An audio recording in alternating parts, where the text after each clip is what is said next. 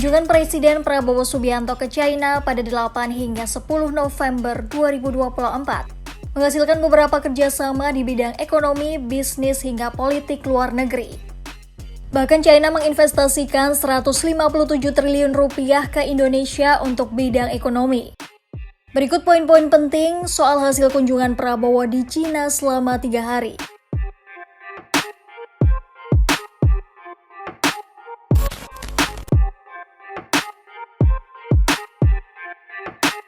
China baru saja menginvestasikan uang sebesar 10,07 miliar dolar AS atau setara dengan 157,64 triliun rupiah.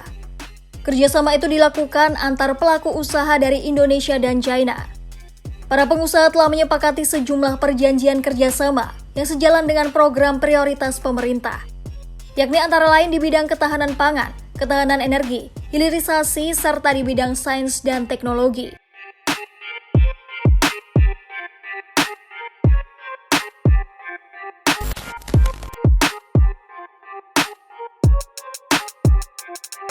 Indonesia dan China juga telah menandatangani 7 kesepakatan kerjasama bilateral. Berikut daftar kesepakatan kerjasama yang telah ditandatangani oleh Indonesia dan China.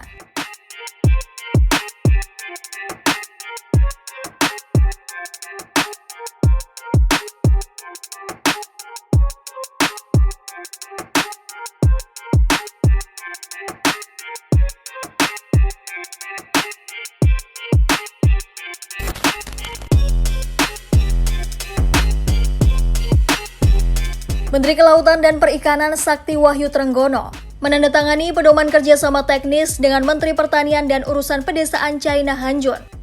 Pedoman tersebut berisi poin kolaborasi untuk memastikan pemenuhan kesejahteraan pekerja perikanan. Selain itu, program ini dilakukan untuk meningkatkan kesejahteraan masyarakat Indonesia di sekitar daerah penangkapan ikan dengan meningkatkan sektor hilirisasi hasil perikanan. Program ini termasuk dalam 7 kesepakatan kerjasama antara Indonesia dan China.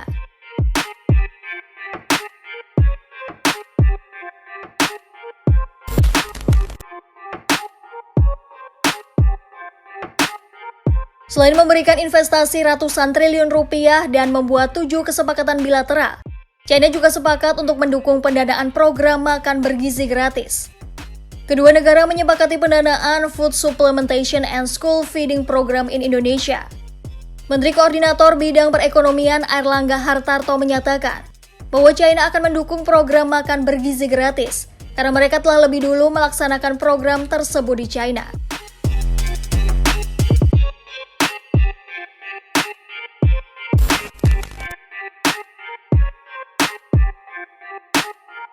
Prabowo menegaskan bahwa kerjasama antara Indonesia-China dipastikan tidak mengubah sikap politik luar negeri Indonesia yang bebas aktif.